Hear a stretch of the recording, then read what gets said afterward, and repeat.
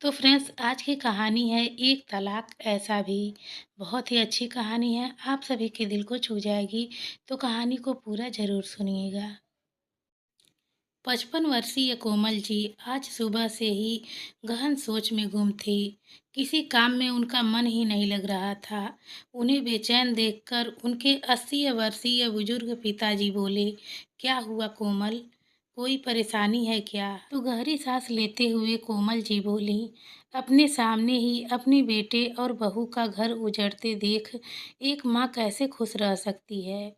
कितना समझाने की कोशिश की थी मैंने उन दोनों को कि छोटी-मोटी बातें तो घर में होती रहती हैं, झगड़े को जितना खींचा जाए उतना ही बढ़ता जाता है, लेकिन कहाँ सुनते हैं आजकल के बच्चे। कल कोर्ट की हियरिंग है और उसके बाद हमेशा के लिए अलग हो जाएंगे वे दोनों। कोमल जी की बात का जवाब देते हुए उनके पिता बोले, बेटी 17 साल पहले मैं और तेरी माँ भी ठीक ऐसे ही मानसिक पीड़ा से गुजर रहे थे जब तुमने अपने पति से अलग होने का मन बना लिया था और उससे तलाक लेने का फैसला कर लिया था। हमने भी तो तुम्हें बहुत समझाने की कोशिश की थी, लेकिन जब तुम उस वक्त नहीं मानी तो अपने बेटे से कैसे उम्मीद कर सकती हो कि वह तुम्हारी बात को समझे। आज 17 साल बाद इतिहास खुद को दोहरा रहा है बेटी।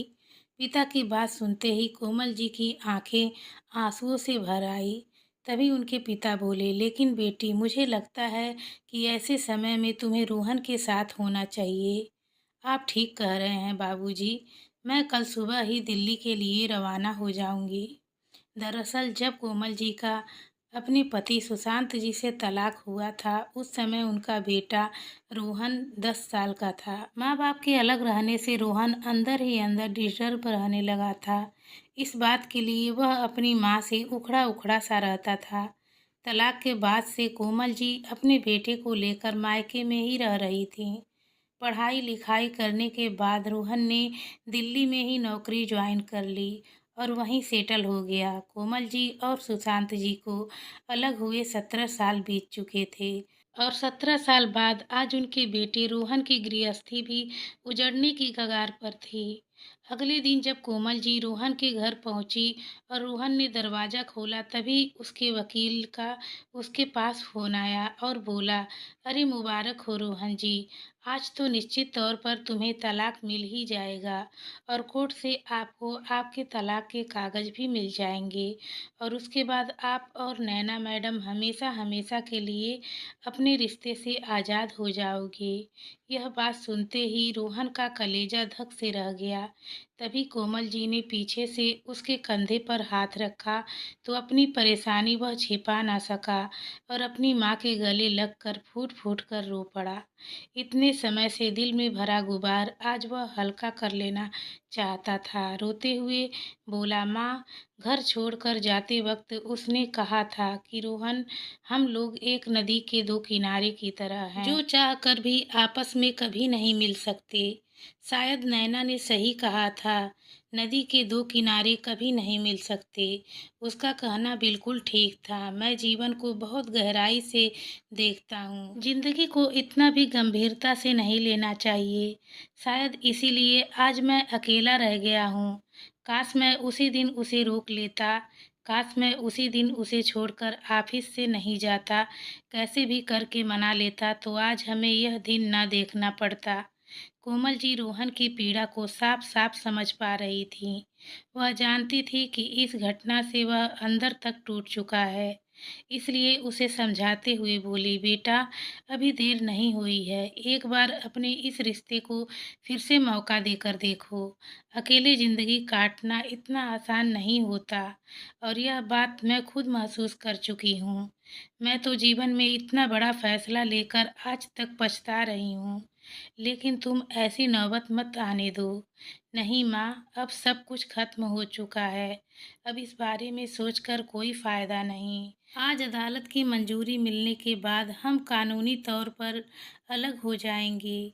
थोड़ी देर बाद तैयार होकर रोहन कोर्ट चला गया। अदालत की कार्यवाही होने से पहले रोहन ने नैना से बात करने की कोशिश भी की, लेकिन उसकी माँ दीवार की तरह उन दोनों के बीच खड़ी मिली। कुछ देर बाद उन दोनों के तलाक को मंजूरी दे दी गई और रोहन अपने घर वापस लौट आया। घर पहुंचते ही कोमल जी ने उसे प्रश्नवाचक निगाहों से देखा तो अपने दुख के सैलाब को अंदर ही दबाते हुए वह केवल इतना ही कह पाया, माँ कुछ देर में नैना यहाँ पहुँचती ही होगी अपना बाकी का सामान लेने के लिए। इतना कहकर रोहन अपने कमरे में चला गया। अलमारी खोली तो उसमें नैना की कुछ साड़ियाँ और कपड़े पड़े थे जिन्हें रोहन ने नैना की यादों के तौर पर सहेज कर रखा था। सब देखते हुए उसकी आंखें फिर से भर आई। खुद से ही बोला, क्यों मैंने खुद को इतना अनुशासित कर लिया कि उस अनुशासन में नैना का दम घुटने लगा। क्यों मैं अपने आप को उसके अनुसार न ढाल पाया। अगर परिस्थितियों के अनुसार मैंने स्वयं को भी थोड़ा सा बदला होता तो शायद आज मैं और नैना एक दूसरे के साथ होते। उधर रोहन के घर की तरफ आते हुए नैना के दिमाग में भी विचारों का तूफान उत्पात मच रहा था। सोचने लगी, शायद जिंदगी ऐसी ही है, जब तक हमें सामने वाला इंसान समझ में आता है तब तक वह हमसे बहुत दूर चला जाता है। जब तक हम दोनों साथ थे मैं तुम्हें समझ ही नहीं पाई, अब समझ में आया है तो बहुत देर हो चुकी है। तुम्हारे बिना यह जिंदगी जिंदगी नहीं है, लेकिन अब अपने इन्हीं हाथों से मैंने तुम्हारे पास वापस आने के सारे रास्ते बंद कर दिए हैं। विचारों का बवंडर एकाएक नैना के अतीत में ले जाने लगा। रोहन और नैना कॉलेज में एक साथ पढ़ा करते थे।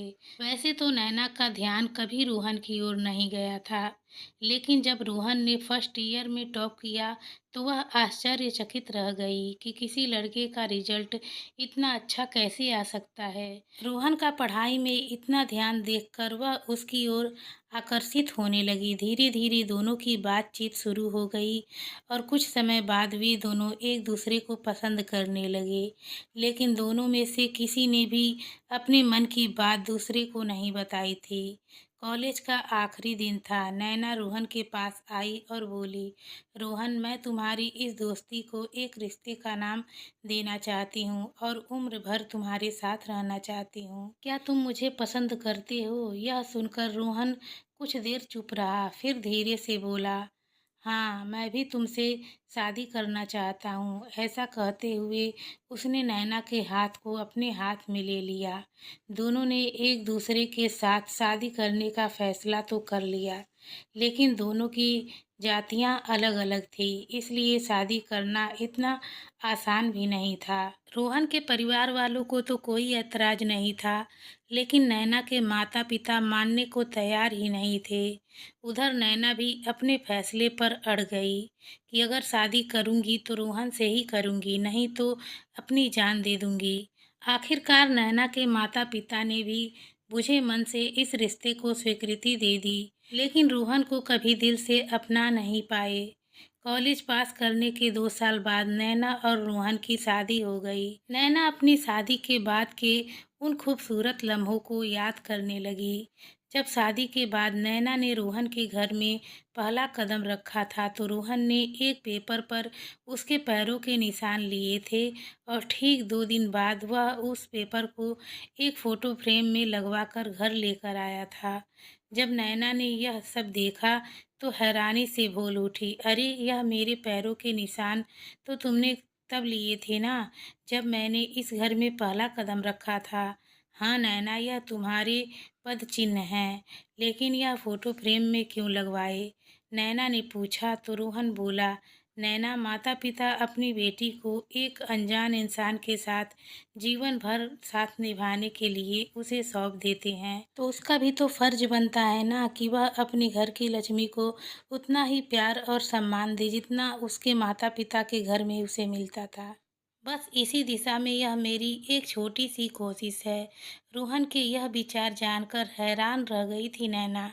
फिर उसे ख्याल आने लगा कि शादी के बाद कैसे रोहन सुबह सुबह सूरज उगने से पहले ही उठकर घर का लगभग सारा काम निपटा देता था और फिर नहा धोकर पूजा पाठ करके नैना को जगाता था।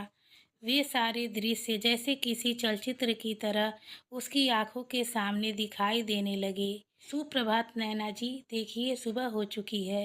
खिड़कियां खोलते हुए रोहन ने कहा। लेकिन नैना तो जैसे अपनी नींद से निकलना ही नहीं चाहती थी। फिर रोहन ने कहा, उठो नैना, कड़क चाय बनाकर लाया हूँ तुम्हारे लिए। सूरज की किरणों के साथ चाय की चुस्कियों का आनंद लो। तभी नैना बड़ी मुश्किल से नींद के आगोश से बाहर निकली और बोली, good morning my dear husband ji. लगता है आज भी सुबह सवेरे उठकर आपने अपने सारे काम निपटा दिए। जी हाँ नैना जी, सारे काम हो चुके हैं। योग, प्राणायाम, घर की साफ सफाई, बर्तन, कपड़े और झाड़ू पोछा भी सब निपटा दिया है मैंने। हाँ, कपड़े सुखाना बाकी रह गया है। तो नैना बोली, अरे रोहन, क्यों तुम सुबह सुबह अपनी नींद खराब करके अकेले ही ये सब काम करते रहते हो? तुम्हारे ऑफिस जाने के बाद मैं सारा काम कर लेती ना। तुम अपना ऑफिस का काम संभालो और घर के काम की चिंता मत किया करो। तो रोहन बोला, अरे नैना, मुझे सभी कार्य सही समय पर करना बहुत अच्छा लगता है। सही समय पर सभी कार्य हो जाएं तो परिणाम अच्छे मिलते हैं। अब प्रकृति को ही देख लो, अपना सारा काम समय पर करती है। प्रकृति? ये प्रकृति कौन है? नैना ने भौहें चढ़ाते हुए पूछा। तो रोहन बोला, अरे नैना जी, प्रकृति यानी कुदरत, नेचर। जैसे कि सूरज अपने समय पर उगता और अस्त होता है, धरती अनुशासन से अपने धुरी पर घूम रही है, नदी अपनी गति से बहती जा रही है। इसीलिए मनुष्य को भी अपना काम सही समय पर करना चाहिए। और वैसे भी यह सब काम करने से मेरा बहुत फायदा है। अच्छा, तुम्हारा फायदा कैसे है? नैना ने उत्सुकता से पूछा। तो रोहन बोला, अब आप ही देखिए, एक तो हर रोज की दिनचर्या बनी रहती है तो अच्छी आदत बन जाती है, और दूसरा सुबह सुबह घर के सारे काम करके अच्छा खासा व्यायाम भी हो जाता है तो सेहत का भी फायदा हो गया। और फिर अगर हम अपनी श्रीमती जी के हिस्से का कुछ काम कर लेंगे तो उससे हमारी श्रीमती जी को भी खुशी मिल जाएगी, और अगर वह खुश हो गई तो फिर हमारा फायदा ही फायदा। अच्छा, तो यह बात है, नैना मुस्कुराते हुए बोली। तो रोहन ने कहा, और वैसे भी यह घर का सारा काम मेरा भी तो है। तो नैना ने कहा, तुम्हारा भी तो है? क्या मतलब? यह घर तो तुम्हारा ही है ना? जी नहीं नैना जी, सिर्फ मेरा नहीं, यह घर हम दोनों का है, हमारा सपनों का घर। और हम दोनों से ही यह घर घर है, वरना ईंटों से बनी एक इमारत में रखा ही क्या है। और श्रीमती जी, जब यह घर हम दोनों का है तो इसका काम अकेले आप ही क्यों करें? और फिर यह कहाँ लिखा है कि घर के सभी काम औरत को ही करने चाहिए, आदमी को नहीं? क्या पत्नी ही उम्र भर बर्तन कपड़े धोती रहे? कभी आदमी नहीं धो सकते? और नैना, काम तो काम होता है, जिसके पास समय हो वो कर सकता है। अच्छा, अब ये बताओ, चाय कैसी लगी? अरे पतिदेव, चाय आप बनाएं और मुझे पसंद ना आए, ऐसा कभी हो ही नहीं सकता। नैना ने मुस्कुराते हुए कहा। तो रोहन बोला, बस इसी मुस्कान पर ही तो मैं मर मिटा हूँ। ओ रोहन, अब ये मुस्कान कौन है? आपकी ये प्यारी सी स्माइल, कहते हुए रोहन ने नैना को गले से लगा लिया। फिर नैना बोली, अच्छा रोहन, दिवाली आ रही है ना, तो आज शाम को मेरे मम्मी पापा मिठाई देने घर पर आएंगे, तो तुम जल्दी से आ जाना।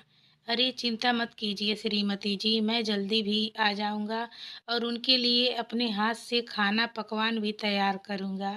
उंगलियां चाटते रह जाएंगे आपके घर वाले। जब शाम को नैना के मम्मी पापा घर आए तो रोहन की आव भगत देखकर वे तो उसकी तारीफों के पुल ही बांधते रह गए।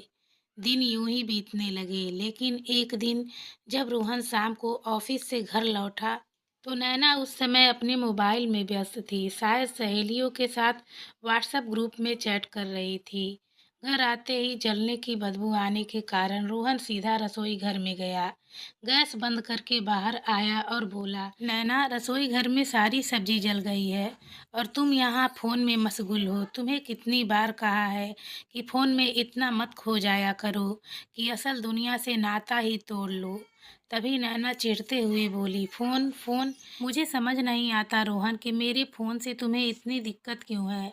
हमेशा मेरे फ़ोन या सोशल मीडिया साइट के बारे में कोई ना कोई कमेंट तुम करते ही रहते हो। दुनिया को देखो कहाँ से कहाँ पहुँच गई, और अपने आप को देखो, आज के ज़माने में भी तुम हजारों साल पीछे आदिमानव की तरह जी रहे हो। कभी किसी सोशल मीडिया साइट पर तुमने अपना कोई अकाउंट भी नहीं बनाया, जो तुम्हें पता चले कि दुनिया कैसी है, कितनी रंगीन है, कितनी हसीन है। जहाँ नए नए दोस्त बनाए जाते हैं, एक अलग ही दुनिया देखने को मिलती है। लोग अपने खूबसूरत लम्हों की पिक्चर शेयर करते हैं, दूसरों की फ़ोटोज़ को लोग लाइक करते हैं, कमेंट करते हैं और उनकी तारीफ़ करते हैं। और यहाँ तुम खुद को देखो, एंड्रॉयड के ज़माने में तुम बटन वाला मोबाइल अपने पास रखते हो, वह भी 10 साल पुराना। अपने कपड़े देखो, बाबा आदम के ज़माने के नज़र आते हैं, सफ़ेद और काले रंग के अलावा जैसे और कोई रंग है ही नहीं तुम्हारी दुनिया में। लेकिन रोहन, मुझे तुम्हारी तरह बेरंग जिंदगी नहीं जीनी है। तंग आ चुकी हूँ मैं ऐसी बोरियत भरी जिंदगी से। तो फिर रोहन बोला, लेकिन नैना, मेरी जिंदगी में सिर्फ उन्हीं लोगों की अहमियत है जो मेरे अपने हैं, जो रिश्तों से मेरे साथ जुड़े हैं। उनके अलावा मुझे किसी से कुछ लेना देना नहीं है।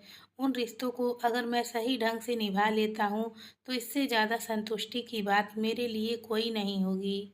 और मैंने तुम्हें पहले भी यह बात समझाई थी कि ज़रूरत से ज़्यादा कोई भी चीज़ अच्छी नहीं होती। अगर इन चीज़ों को हद में इस्तेमाल करो तो ही अच्छा है, क्योंकि एक हद के बाद उन सब चीज़ों की लत लग जाती है। लेकिन इन सब के बारे में तुम तब सोचोगी ना जब तुम्हें अपने हाथ से इस फ़ोन नाम की बीमारी को छोड़ोगी। तुम्हें तो इस फ़ोन की ऐसी लत लग चुकी है कि इसके सामने तुम्हें अपने रिश्ते भी छोटे दिखाई देने लगे हैं। इस बात पर नैना भड़क उठी और बोली, अगर तुम्हें मुझसे और मेरे इस फ़ोन से इतनी ही नफ़रत है तो मुझे डिवोर्स देकर खुद से भी टेंशन फ्री हो जाओ और मुझे भी इस बोरियत भरी ज़िंदगी से आज़ाद कर दो। ऐसा कहते हुए नैना तो पैर पटकते हुए अपने कमरे में चली गई। लेकिन यह बात सुनकर रोहन जड़वत रह गया। उसे यकीन नहीं हो रहा था कि यह वही लड़की है जो कभी उसे अपनी जान से भी ज़्यादा प्यार करती थी। इधर नैना बिस्तर पर लेटे लेटे आंसू बहाने लगी, सोचने लगी, सही कहते थे मेरे मम्मी पापा, रोहन मेरे लायक है ही नहीं। लेकिन मैंने उनकी एक ना सुनी थी। अपने मन की सुनकर कितनी बड़ी बेवकूफ़ी कर बैठी कि अपने हाथों से अपनी ज़िंदगी बर्बाद कर ली। खैर, धीरे धीरे वे दोनों फिर से सामान्य होने की कोशिश करने लगे। उनकी शादी को 1 साल पूरा हो रहा था। शादी की सालगिरह से एक दिन पहले रोहन ने अपनी पत्नी नैना से कहा, नैना, कल हमारी शादी को पूरा 1 साल हो जाएगा। तो नैना उत्साहित होते हुए बोली, तो बताओ कैसे मनाने वाले हैं हम अपनी शादी की सालगिरह। रोहन प्रसन्नता से बोला, बड़े ही अनोखे तरीके से। यह सुनकर नैना बहुत खुश हो गई। तो रोहन ने कहा, कल सुबह सुबह जल्दी तैयार हो जाना। पहले हम मंदिर जाकर माथा टेकेंगे और भगवान का आशीर्वाद लेंगे और फिर प्रसाद ग्रहण करने के बाद गरीबों को खाना खिलाएंगे। यह बात सुनते ही नैना की हैरानी का ठिकाना न रहा। गुस्से से वह बोली, कब तक रोहन? आखिर यह सब कब तक चलेगा? पूरा 1 साल हो गया हमारी शादी को, लेकिन तुम्हारी आदतें अभी तक नहीं बदली। ना कोई एक्साइटमेंट और ना ही कोई एंटरटेनमेंट। अरे इतने बोर इंसान हो तुम कि एक सरप्राइज तक नहीं दिया जाता अपनी पत्नी को। क्यों नहीं समझते कि जीवन में बदलाव भी एक बहुत ज़रूरी चीज़ होती है। नीरस जिंदगी जीना कितनी बोरिंग होता है। क्या सिर्फ प्यार के बलबूते ही पूरी जिंदगी गुजारी जा सकती है? अरे एक ही तो जिंदगी है, कुछ सपने भी होते हैं इंसान के, कुछ इच्छाएं होती हैं। लोगों को देखो कितने मॉडर्न हैं, एडवांस हैं और वैसे भी जीने में मज़ा है। मुझे वैसे ही सुकून मिलता है। Late night parties, dinner, birthday या फिर एनिवर्सरी पर केक पार्टी या आउटिंग, यह सब तो तुम्हारी ज़िंदगी में कोसों दूर हैं। जानते हो रोहन, मेरी सहेली शोभा, उसकी शादी भी ठीक उसी दिन हुई थी जिस दिन हमारी शादी हुई थी। लेकिन इस साल वह 2 बार अपने पति के साथ फॉरेन टूर पर होकर आई है और इंडिया में न जाने कितनी ही जगह घूम चुकी है।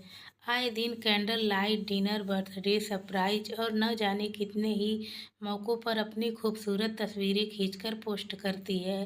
कितने खुश दिखते हैं वह हस्बैंड और वाइफ एक दूसरे के साथ। और मेरी दूसरी सहेली निशा, 2 दिन पहले उसका बर्थडे था और उसके हस्बैंड ने बर्थडे पर उसे एक शानदार सरप्राइज दिया। कितनी एक्साइटमेंट थी उसके चेहरे पर, कितनी खुश थी वह। बस एक मेरी किस्मत फूटी थी। लेकिन यहाँ सुनने वाला कौन है? तुम तो वही हजारों साल पुरानी जिंदगी जी रहे हो, कछुओं की चाल की तरह। हर बात में तुम्हारी अपनी ही फिलॉसफी होती है। जमीन पर बैठकर शुद्ध शाकाहारी भोजन करना, प्रातः उठकर योगा प्राणायाम करना। सोशल मीडिया तो तुम्हें नकली दुनिया लगती है। संस्कार, संस्कृति, परंपरा, आस्था, बस यही सब है तुम्हारे लिए। और ऊपर से पता नहीं कहाँ कहाँ से हिंदी के शब्द ढूंढ कर ले आते हो, जो सामने वाले के ऊपर से ही निकल जाए। दुनिया कहाँ से कहाँ पहुँच गई है और हम लोग वहीं हजारों साल पीछे। खास मौक़ों पर सरप्राइज देना तो दूर, तुम्हें तो पूरी प्रसाद और गरीबों को खाना बांटने में ही दुनिया जहान का सुख मिल जाता है। नैना के मुंह से यह सब बातें सुनकर रोहन बस हैरानी से उसे देखता रहा। उसे मालूम था कि यदि इस समय वह कुछ कहेगा तो झगड़ा और ज़्यादा बढ़ सकता है। अगले दिन वह नैना के पास आया और उसे प्यार से समझाते हुए बोला, नैना, कल मैंने तुम्हें जो कुछ भी कहा, तुम्हारा दिल दुखाने का मेरा कोई इरादा नहीं था। जब मैंने देखा कि दिन रात फ़ोन में व्यस्त रहने के कारण, सोशल मीडिया को ज़रूरत से ज़्यादा इस्तेमाल करने के कारण घर के बाकी कामों की बिल्कुल अनदेखी कर रही हो, तो शायद मेरे मुंह से कुछ ज़्यादा ही निकल गया।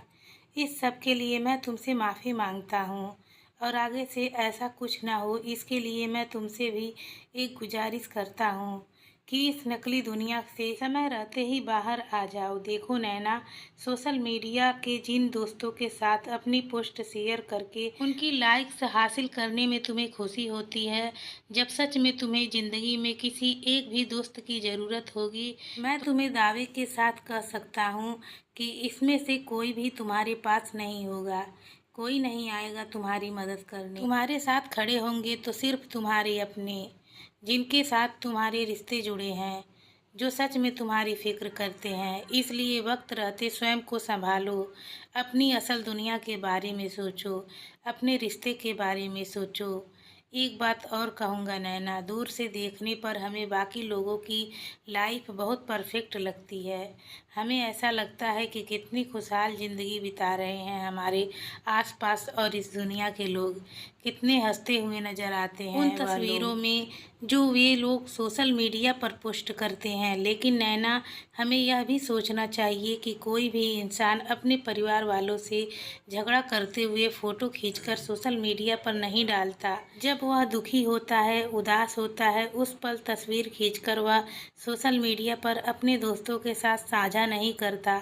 इसलिए यह बात दिमाग से निकाल देनी चाहिए कि सबकी ज़िंदगी रोमांच और उत्साह से भरपूर है और हम उनके मुकाबले नीरस की ज़िंदगी जी रहे हैं। लड़ाई झगड़े किस घर में नहीं होते नैना?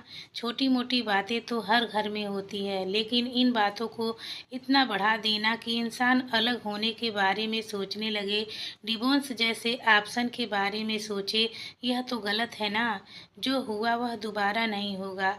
अगर हम यह ठान लें तो फिर से हमारी ज़िंदगी खुशहाल हो जाएगी। यह ज़िंदगी एक बहुत बड़ी किताब की तरह है। कल जो कुछ भी हमारी ज़िंदगी में हुआ वह सिर्फ एक पन्ने की तरह था, और यदि किसी किताब का एक पन्ना फट जाता है या ख़राब हो जाता है तो हम उसके लिए पूरी किताब को तो नहीं फेंक देते ना। इसलिए हमें अपने रिश्ते के साथ भी ऐसा नहीं करना चाहिए। अब मैं ऑफिस चलता हूँ, मुझे देर हो रही है, शाम को आकर मिलते हैं।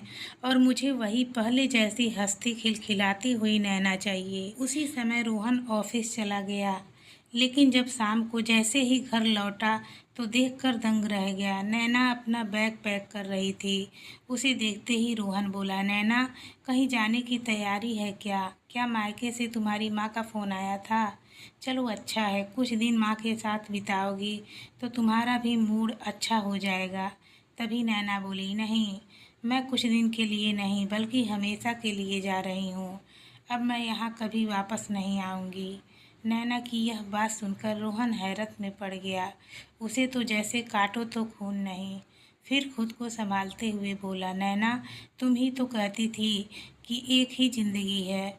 फिर यह भी तो सोचो कि क्या यह ज़िंदगी हमें लड़ने झगड़ने के लिए मिली है? हम प्यार से समझदारी से एक साथ रहकर भी तो जी सकते हैं ना। फिर ऐसा माहौल क्यों बनाना। देखो नैना, मेरी बात को समझने की कोशिश करो। तभी रोहन की बात को काटते हुए नैना बोली, बस कुछ नहीं समझना है मुझे। अपने भाषण अपने पास रखो।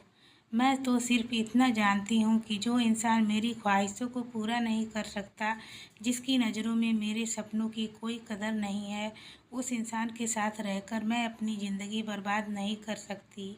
ऐसा कहते हुए जैसे ही नैना अपना बैग उठाने लगी तो रोहन बोला, ठीक है नैना, अगर मैं इतना ही बुरा लगता हूँ तुम्हें तो तुम यह घर छोड़कर जा सकती हो।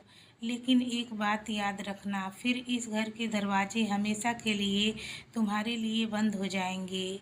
तुम चाह कर भी मेरी ज़िंदगी में कभी अपनी जगह नहीं बना पाओगी। तो नैना ने गुस्से में कहा, तुम जैसे इंसान की ज़िंदगी में वापस आना भी कौन चाहता है। यहाँ वापस आने से बेहतर है कि मैं अपनी ज़िंदगी ख़त्म कर लूँ। ऐसा कहते हुए नैना रोहन का घर छोड़कर हमेशा हमेशा के लिए चली गई। आखिरकार नौबत तलाक तक आ पहुँची। पिछली बातों में खोई नैना अचानक से अपने वर्तमान में आ गई। जब रोहन के घर के बाहर पहुंचकर ड्राइवर ने टैक्सी को ब्रेक लगाया, जैसे ही दरवाजे पर पहुंचकर नैना ने बेल बजाई तो उसकी नज़र घर की नेम प्लेट पर पड़ी, जहां लिखा था नैना और रोहन का आशियाना। देखते ही उसकी आंखें भर आई। बेल बजने पर कोमल जी ने दरवाज़ा खोला तो नैना ने उनके पैर छुए और हर बार की तरह सदा सुहागन रहो का आशीर्वाद उन्होंने अनायास ही दे दिया। तो नैना हैरानी से उनकी ओर देखने लगी। उसी समय नैना का मोबाइल बज उठा। हाँ माँ, मैं पहुँच गई हूँ, बुझे मन से नैना ने कहा तो दूसरी ओर से आवाज़ आई, ज़्यादा देर वहाँ रुकने की ज़रूरत नहीं है, अपना सामान उठाओ और निकलती बनो वहाँ से।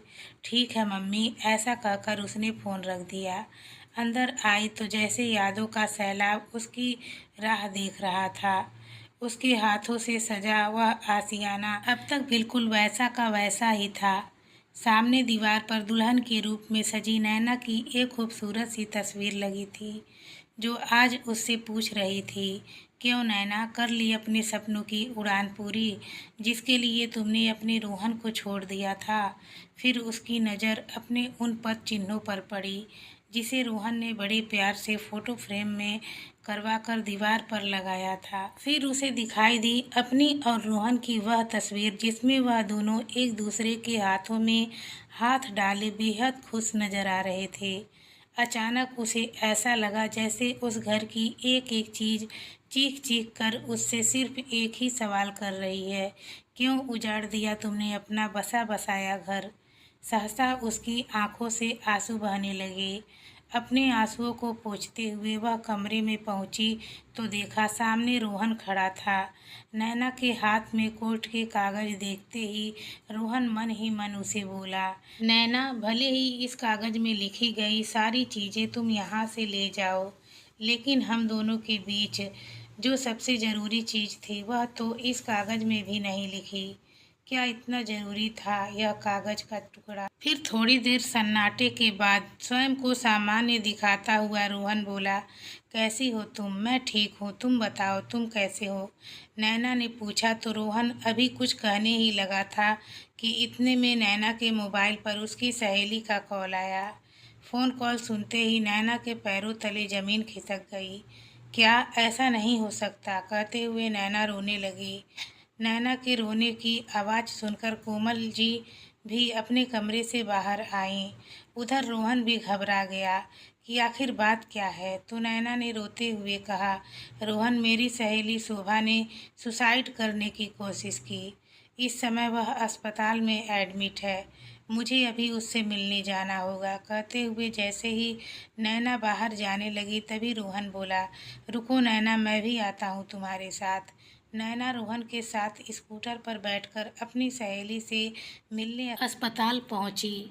शोभा, आखिर तूने ऐसा कदम क्यों उठाया और यह सब करने से पहले अपने परिवार वालों के बारे में क्यों नहीं सोचा, अपने पति के बारे में क्यों नहीं सोचा। कि वह तेरे बिना कैसे जिएगा। तो शोभा बोली, अरे उसी ने तो मजबूर किया मुझे यह कदम उठाने को। यह सुनते ही नैना आश्चर्यचकित रह गई और फिर बोली, लेकिन ऐसा कैसे हो सकता है? तुम तो एक दूसरे के साथ बहुत खुश थे ना। तो शोभा फीकी सी मुस्कान के साथ बोली, अरे कैसी खुशी यार। एक औरत को चाहे जितने ऐशो आराम क्यों न मिल जाए, लेकिन अगर उसे पति का प्यार ही ना मिले तो क्या फ़ायदा ऐसी ज़िंदगी जीने का। उन्हें तो कोई और ही लड़की पसंद है, फिर मैं जी कर क्या करूं। सारी सच्चाई जानकर नैना की आंखें फटी की फटी रह गई। वह स्वयं को संभाल नहीं पा रही थी। एकाएक उसे अपने और रोहन के रिश्ते का ख्याल आया। उस इंसान ने तो सिर्फ और सिर्फ उससे ही प्यार किया था, कभी अपने प्यार में कमी नहीं आने दी थी। उसकी हर ज़रूरत पूरी करने की भरपूर कोशिश की थी। फिर उन दोनों का रिश्ता आखिर क्यों टूट गया? थोड़ी देर बाद नैना और रोहन अस्पताल से बाहर आए तो रोहन ने पूछा, कहाँ जाना है नैना? अगर तुम ठीक महसूस नहीं कर रही हो तो मैं तुम्हें तुम्हारे घर छोड़ देता हूँ।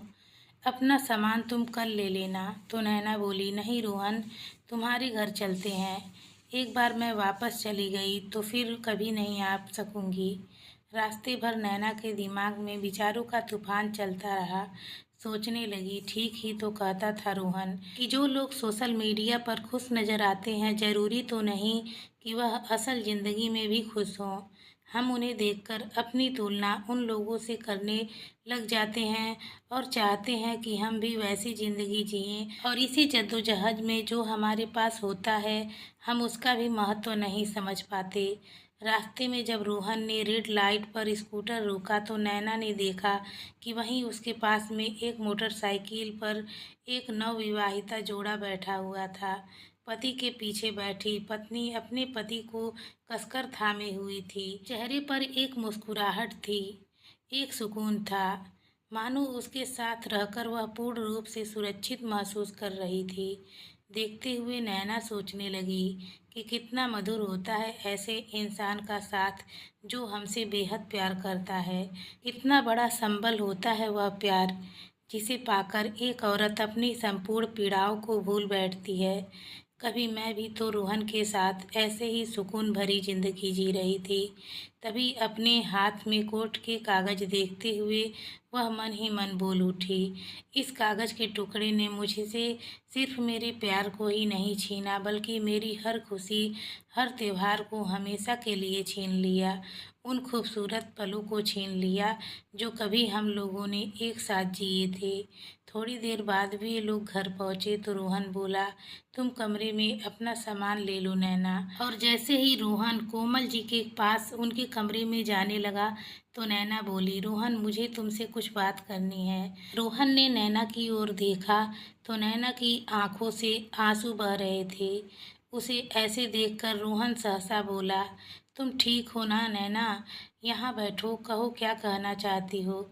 रोहन ने पूछा, लेकिन नैना चाहते हुए भी कुछ न बोल पा रही थी। उसका दिल बैठा जा रहा था, वह सुन सी पड़ती जा रही थी। थोड़ी देर की चुप्पी के बाद रोहन ने कहा, नैना एक बात पूछूं, इतने महीने हम एक दूसरे से अलग रहे, क्या तुम्हें एक पल के लिए भी ऐसा महसूस नहीं हुआ कि तुम्हें मुझसे बात करनी चाहिए? एक बार मुझे कॉल तो कर लेती, क्या इतना कमजोर रिश्ता था हम दोनों का? कहते कहते रोहन की आवाज़ कांपने लगी तो नैना रुधे स्वर में बोली, सच कहूँ तो इस घर से जाने का फैसला लेकर मैंने अपने ही पैर पर कुल्हाड़ी मार ली। मैं तुमसे थोड़ी सी नाराज क्या हुई कि मैंने दूसरों को हम दोनों के रिश्ते के बीच में आने की इजाज़त दे दी। मेरे अपने ही लोगों ने मेरे गुस्से को नफरत में कब बदल दिया मुझे पता ही नहीं चला। और जब मुझे इस बात का एहसास हुआ तब तक मैं कोर्ट के पेपर पर साइन कर चुकी थी। मेरे अपनों ने ही मुझे तुमसे इस कदर दूर कर दिया कि फिर कभी तुम्हारे पास लौट कर ना आ सकी। लेकिन इस सब में गलती तो मेरी ही थी जो उन्हें मौका दिया। रोहन, आज सब कुछ कर गुजरने के बाद आज मुझे एहसास हो रहा है कि जैसे सब कुछ छूट रहा है। डिवोर्स होने के साथ जैसे मेरी ज़िंदगी ही मुझसे दूर जा रही है। आज मुझे समझ में आया जो मेरी सबसे ज़्यादा परवाह करता था, मैंने उसी की कदर नहीं की। जो बातें तुमने मुझे समझाने के लिए कही थी, वह बातें उस समय मुझे गलत लग रही थी, लेकिन धीरे धीरे दुनियादारी की समझ आने के साथ साथ वह सारी बातें मेरे समझ में आ चुकी है। आज के दौर में रिश्ते टूटने का सबसे बड़ा कारण यही है कि हम अपने संस्कारों से दूर जाते जा रहे हैं, अपनी मर्जी से जीना चाहते हैं। सोशल मीडिया और एप्लीकेशंस इस ज़माने में हम दिन भर इतने साइट्स पर विजिट करते रहते हैं कि हमें अपनों के पास बैठने का टाइम नहीं है। अपने रिश्ते को हम पूरी तरह दरकिनार कर चुके हैं। लेकिन रोहन, इन बातों को समझने में मैंने शायद बहुत देर कर दी। कहते हुए नैना फपक फपक कर रोने लगी। फिर कुछ शांत होते हुए बोली, लेकिन रोहन, तुम भी तो मुझे फ़ोन कर सकते थे ना। एक बार भी मुझे मनाने की कोशिश तो की होती, या फिर मुझे लेने ही आ जाते।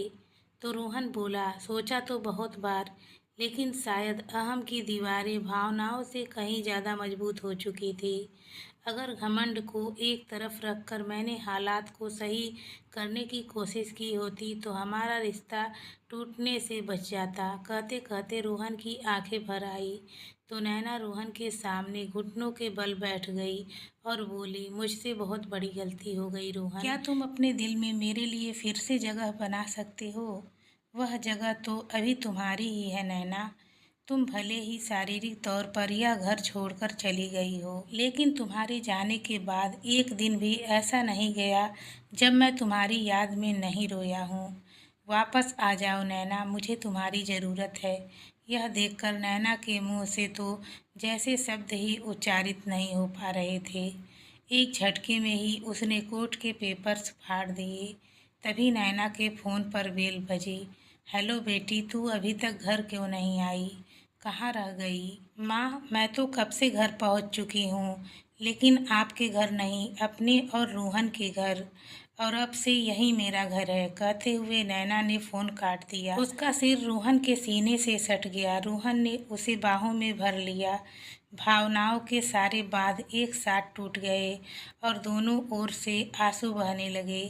थोड़ी देर बाद रोहन और नैना को पता चला कि कोमल जी घर पर नहीं है। उन्होंने सारी तरफ देखा, लेकिन माँ कहीं नहीं मिली। रोहन ने माँ को कई बार फ़ोन लगाया, लेकिन फ़ोन भी नहीं लग रहा था। करीब 1 घंटे बाद उसके पास कोमल जी का फ़ोन आया। माँ, आप कहाँ हैं? हमें बिना बताए कैसे चली गईं? ऐसे भी कोई करता है क्या? तो दूसरी ओर से उसकी माँ की आवाज़ आई, बेटा, यूँ तो बच्चे अपने माँ बाप से बहुत कुछ सीखते हैं, लेकिन आज मुझे अपने बच्चों से सीखने को मिला। मैं तुम्हारे पापा के घर पर हूँ। आज से मैं और तेरे पापा एक साथ रहेंगे। दोस्तों, पति और पत्नी में प्यार और तकरार एक ही सिक्के के दो पहलू हैं। जरा सी बात पर कोई भी फैसला नहीं लेना चाहिए जिसकी वजह से ज़िंदगी भर अफसोस हो।